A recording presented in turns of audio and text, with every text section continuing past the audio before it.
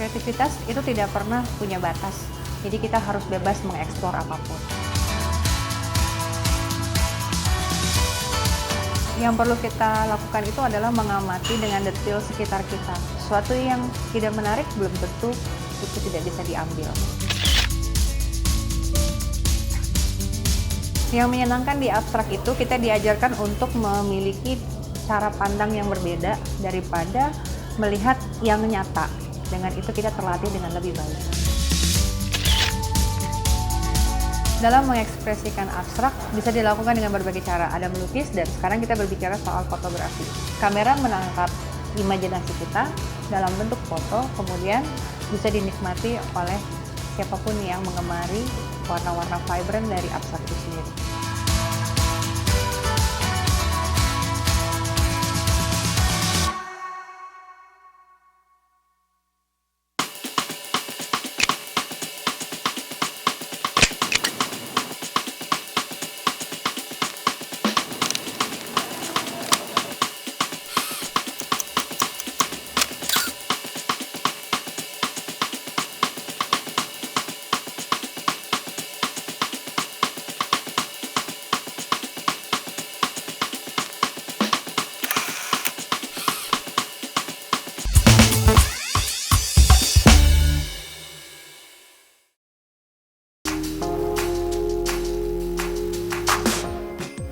Pagi ini kita akan pergi ke bagian utara dari Jakarta untuk mencari objek fotografi yang saya sukai.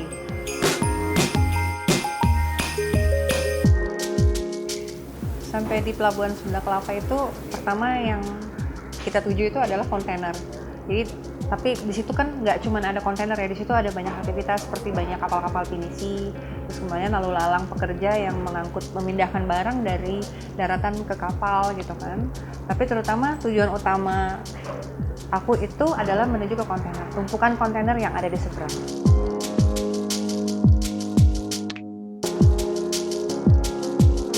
Abstrak sendiri dibagi menjadi dua, abstrak dan abstraksi. Jadi kalau kita masuk di abstraksi itu kita akan jauh dari objek utamanya. Jadi kita tidak akan pernah tahu asal muasalnya si foto ini gitu, benda ini, objek ini tidak ketahuan. Tapi kalau kita masuk di abstrak masih ketahuan. Contoh misalkan komposisi tangga gitu kan, padu padan warna dan sebagainya. Tapi masih kelihatan bentuknya, oh itu besi, oh itu apa gitu.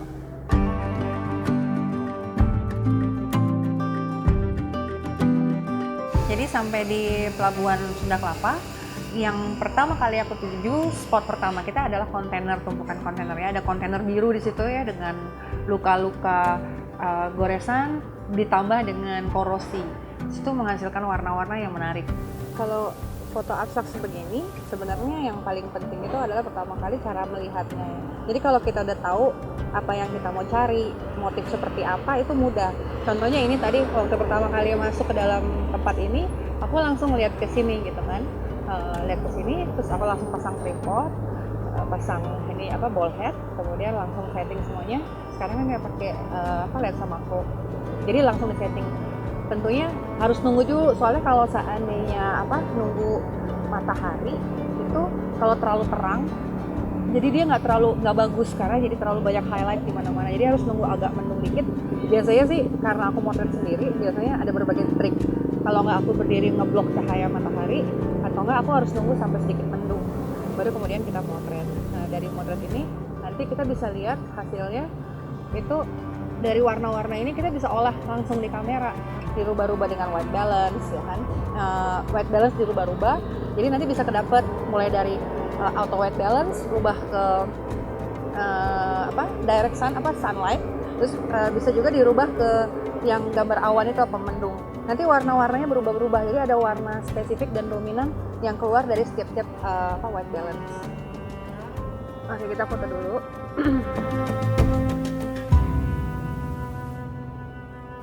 Oke, ya kira-kira kayak gini deh.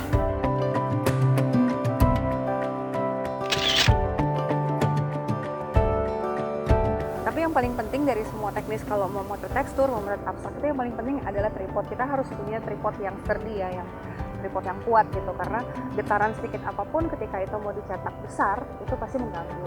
Kemudian yang kedua, pastikan ISO-nya misalkan ISO 100 gitu kan, karena ketika kita mau tekstur kita mengharapkan clarity yang bagus. Result output yang fotografer atau senimannya yang pengen harapkan itu adalah pertama clarity, kedua adalah ketajaman bidang. Nah, ketajaman bidang itu makanya saya pakai diafragma 22 ya, atau diafragma terkecil apapun yang ada di kamera kalian untuk supaya bisa menjaga ketajaman bidang fokusnya.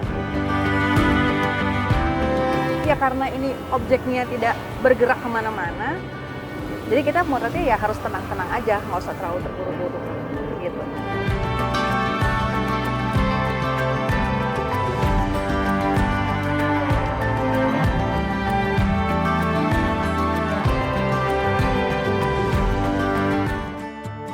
Pada saat memotret abstrak itu bukan berarti kita tidak menunggu. Kita tetap harus menunggu. Jadi yang saya lakukan adalah menunggu sampai awan menutupi matahari ya, agar redup gitu, atau saya menghalangi matahari.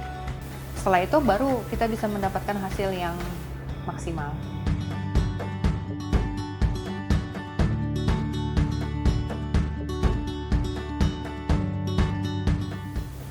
Apakah menemukan objek itu semudah itu? Atau kan misalkan kontainer semuanya baret gitu kan, tapi belum tentu juga sih. Kadang-kadang dalam satu kali perjalanan aku cuma bisa nemu kayak 3 atau 4 yang menarik gitu, jadi nggak boleh maksain juga gitu kan.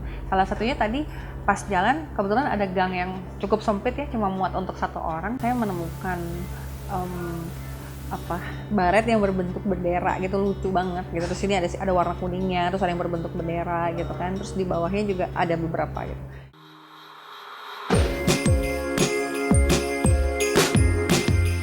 Sekarang aku lagi ngeliat ke atas, ternyata ini ada, lihat nih. Kadang-kadang di abstrak itu lucu, kita memperoleh bentuk wujud-wujud yang kita kenal banget gitu. Contoh kayak ini nih, wujudnya adalah seperti bendera. Itu nanti akan kelihatannya kayak gimana ya, biasa aja. Cuma kalau nanti kita lihat di kamera, itu pasti berbeda banget. Nih, coba ya kita foto ya. Apalagi dia ada warna kuningnya tuh.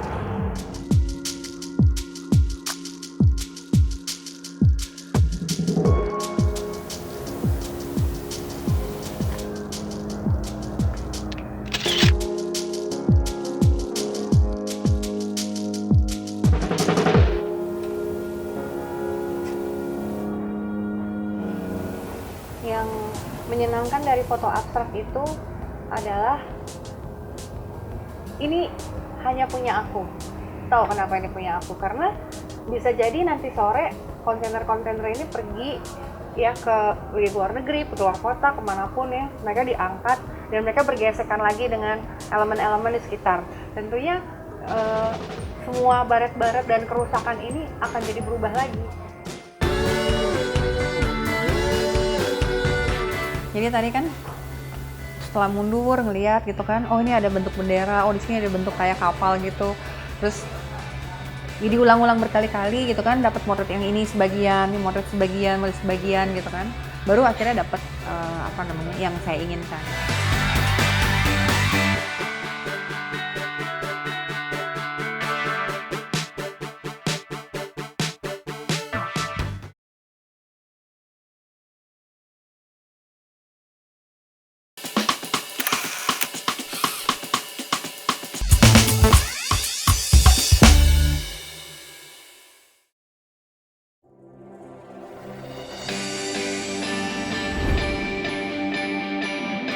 Tadi pas keluar dari yang tumpukan kontainer tadi kan, keluar ke bagian kontainer yang terekspos cahaya matahari.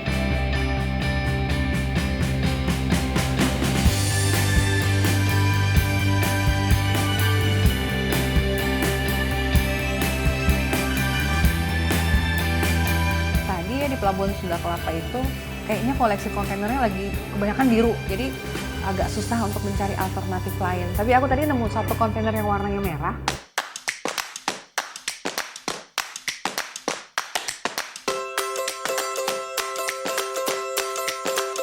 Menarik sih, cuman memang nggak terlalu banyak goresan, jadi cuman ngambil 2 shot gitu.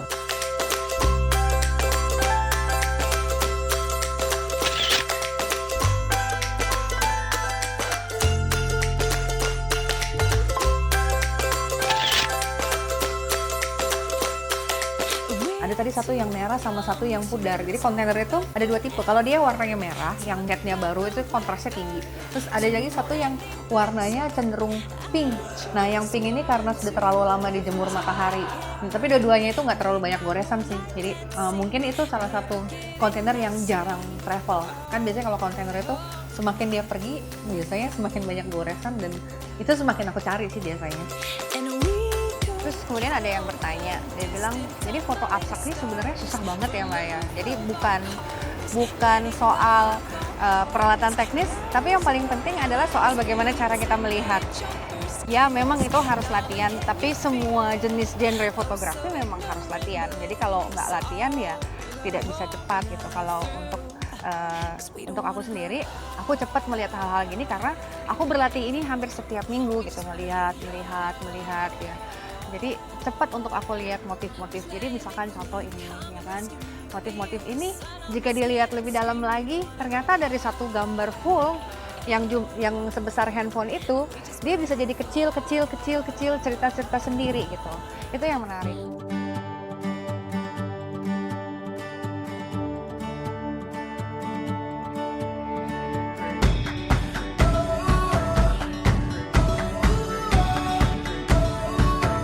Kalau teknis dari pencahayaan, hari ini sebenarnya cuaca yang cukup ideal untuk memotret tekstur karena berawan. Jadi matahari banyak ditutup oleh awan, jadi nggak ada direct light. Dan kebetulan tadi posisi aku tuh agak condong miring dari matahari, jadi nggak kena langsung sinar matahari. Jadi nggak terlalu kendala lah tadi itu. Seru-seru aja.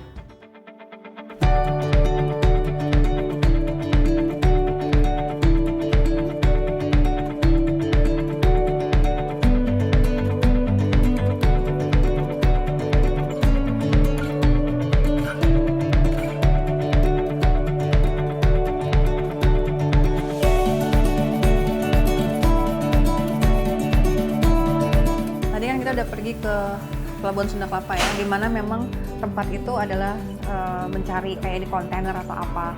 Jadi rencananya habis dari Pelabuhan Sunda Kelapa itu aku mau pergi ke daerah Menteng gitu, daerah Sabang untuk cari-cari kira-kira dapat foto apakah di situ.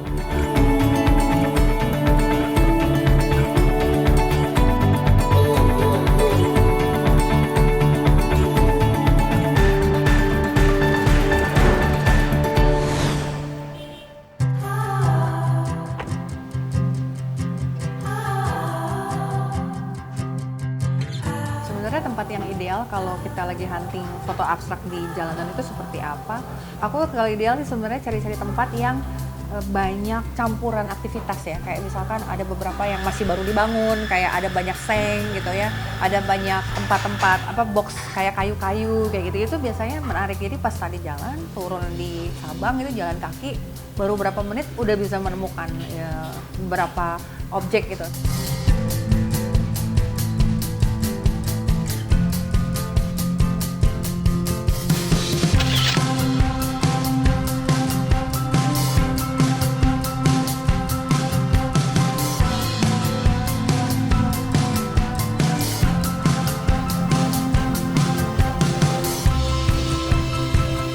Jenis foto ini namanya jenis foto abstrak yang lebih spontan, dia di street. Kenapa aku nggak pakai tripod di sini? Karena pastinya kan mengganggu ruangan umum ya, ruangan publik gitu. Jadi ya spontan aja jalan. Tipsnya kalau bisa jangan sampai speednya itu terlalu rendah gitu. Tiap-tiap orang punya kemampuan pegang tangan yang berbeda ya. Kalau aku sih di 1/20 itu udah mulai tremor. Jadi aku usahakan dengan situasi begini paling nggak maksimal itu ISO-nya 400.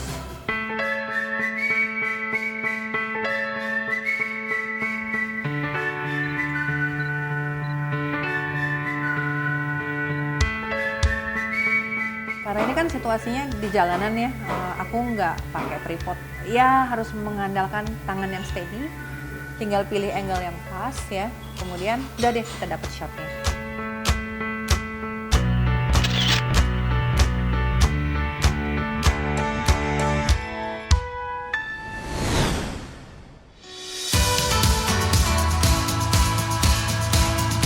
Aku jalan, lewatin tiba-tiba di sebelah kanan itu seng itu ada seng tua dan seng yang baru dicat dengan seng yang udah luntur, itu dia ada pakunya dua gitu. Itu menarik banget gitu.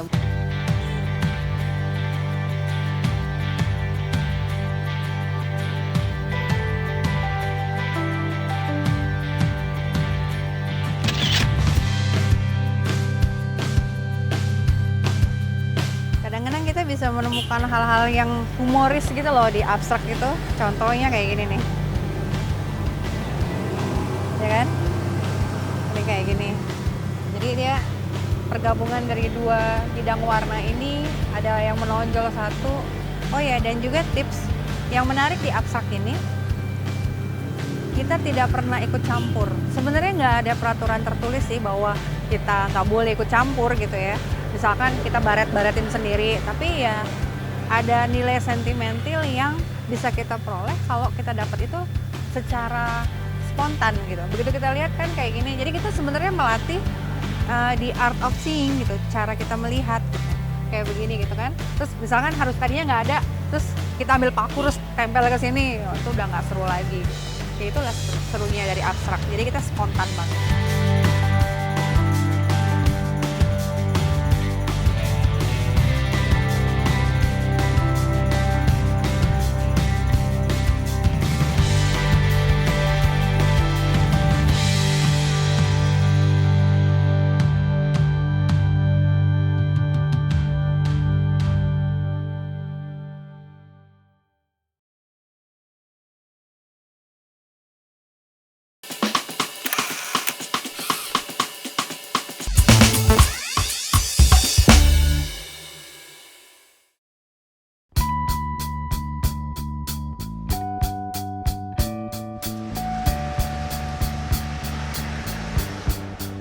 Kalau di street itu kan sebenarnya karena tadi ya banyak orang lalu lalang, jadi sebenarnya kalau secara flexibility itu kurang.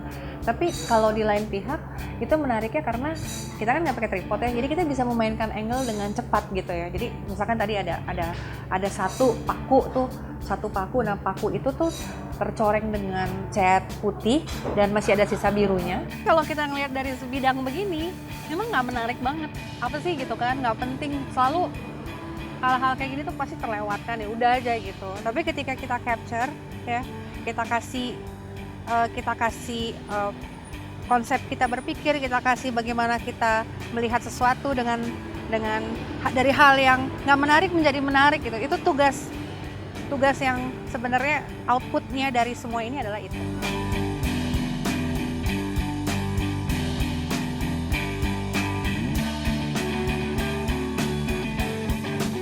Jadi tadi yang aku lakukan pertama kali adalah mencari yang angle yang pas dengan komposisi ya. Pertama, itu kan seng sama seng ketemu begini. Jadi kalau aku bagi jadi dua, yang kanan sama yang kiri itu ukurannya hampir sama.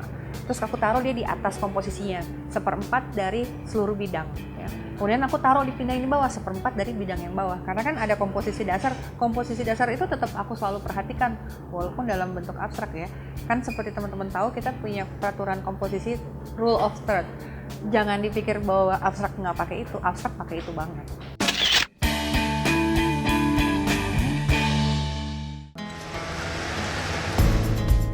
Tadi juga pas lagi jalan ada warungnya warnanya agak-agak genit gitu, antara ungu, apa tadi tuh pink atau apa gitu. Ya udah deh, pas ngeliat tuh menarik juga, ada gemboknya nongol gitu kan. Itu kadang-kadang yang menarik itu adalah ketika kita lihat gitu. Kita tahu gitu. Kalau karena aku udah terbiasa ngeprint ya, jadi aku foto, aku selalu melakukan output terakhir adalah dengan di print, walaupun itu kecil-kecil, hanya untuk melihat hasil akhirnya. Ini cuman permainan aja, koleksi-koleksi dari semuanya. Dan menariknya lagi, koleksi-koleksi ini ada penggemarnya, ada yang suka. Jadi ada yang pernah beli karya aku itu pintu gitu. Pintu yang dicoret-coret sama apa sih namanya istilahnya, di atas kayu. Kemudian karena besar ukurannya ya, akhirnya dipajang di salah satu kantor gitu ya, sebagai salah satu dari elemen desain interiornya ruangan itu. Tadi itu aku memotret itu karena menurut aku menarik. Itu salah satu bisa menjadi foto dekorasi ya, dekoratif.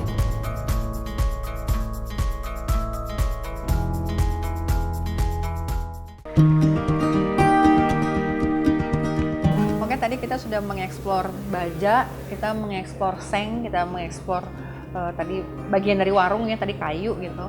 Apakah ada media lain yang bisa kita eksplor untuk abstrak? Sangat-sangat banyak dan tidak terbatas. Teman-teman bisa melakukannya di rumah, bisa di jalan kayak saya tadi gitu kan. Tadi kita belum melakukan di batu, kita belum melakukannya di air, kita belum melakukannya di pasir, kita belum melakukannya di daun. Semua yang tadi saya sebut tadi, kita bisa mengeksplor dan bermain dengan tekstur, bisa bermain dengan komposisi, bisa bermain dengan tumpukan-tumpukan, bisa bermain dengan cahaya dan segala macam. Karena sebenarnya abstrak ini dia tuh bersifat dinamis gitu ya, spontan, dinamis ya. Dan itu sangat dibutuhkan untuk memberi warna kepada ruangan-ruangan yang warnanya polos dan pucat gitu. Karena sesuatu yang simple kadang-kadang bisa menjadi apa ya, titik sudut pandang yang menarik ketika orang lewat langsung lihat, oh gitu, di abstrak kayak gitu. Apakah dibutuhkan kamera yang mahal untuk memotret abstrak dan tekstur? Jawabannya iya dan tidak. Tergantung kembali ke output dan kebutuhan. Misalkan kalau aku personally aku seneng foto yang ukuran besar karena aku ngambil dari objek yang segini kecilnya dan aku besarkan. Jadi sebenarnya tergantung dari itu sih. Tapi sekarang kan kamera canggih-canggih ya.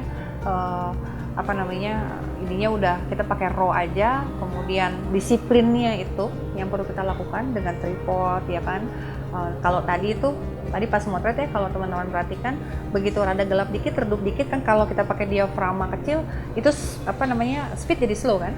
Nah di situ saya pakai pakai timer. Jadi memang benar kalau itu disiplin sebenarnya bisa oke-oke aja sih. Tinggal sisanya kita pelajari bagaimana cara membuat output sehingga output itu jadi maksimal di ukuran yang kita inginkan. Jadi setelah dari pagi sampai sore hari ini, teman-teman aku ajak untuk masuk ke dunia aku, abstrak fotografi, di mana abstrak fotografi itu lebih kepada vibrant, warna vibrant, terus dinamika warna, percampuran ya dan sebagainya. Jadi tidak perlu khawatir untuk tidak bisa menikmati abstrak fotografi. Selama itu kalian terlibat rasa, suka dengan warnanya, itu sudah cukup. Saya Marissa Tunjung Sari, sampai ketemu di fotografi berikutnya.